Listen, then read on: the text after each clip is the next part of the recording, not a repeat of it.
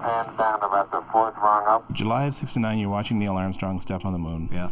You're 9 years old. Did you know then how deeply that affected you? I think it fundamentally set the course of my life that night, whether I could recognize it at the time or not.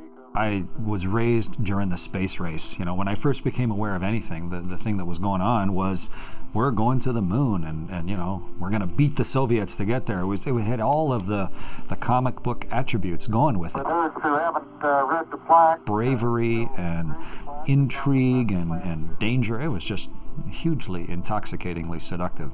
We got to give a shout out to the Air Cadets, because it's my alma mater as well. 547 Canucks Squadron, North Bay. You were 820 Optimus Squadron at the time, is now 820 Chris Hadfield Squadron. Yeah, that's right. Yeah.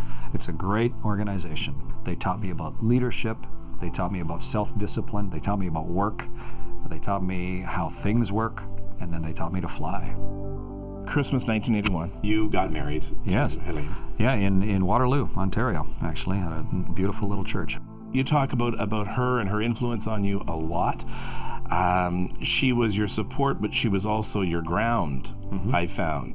If you could go back, do you feel sometimes maybe you should have been there more often? Life is complicated. Relationships are the most complicated thing. Machinery is simple.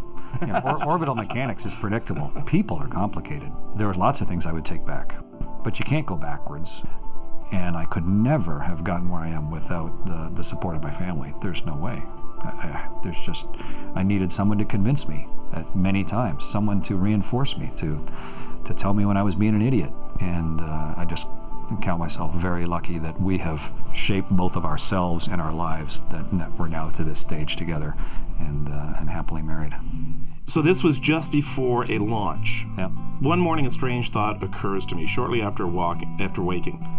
The socks I am about to put on are the ones I'll wear to leave Earth. Yeah.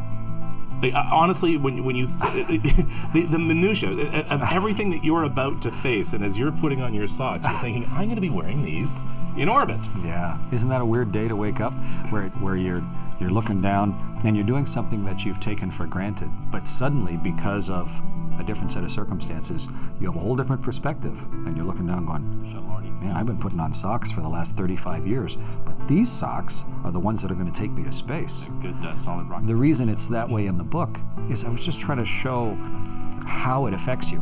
Hadfield holding the arm now. You recognize the danger of what's about to happen, but you also recognize the personal significance of it, and that something that you took for granted up until now, or thought about theoretically up until now, is actually going to happen today, and your socks are never going to be the same from then on.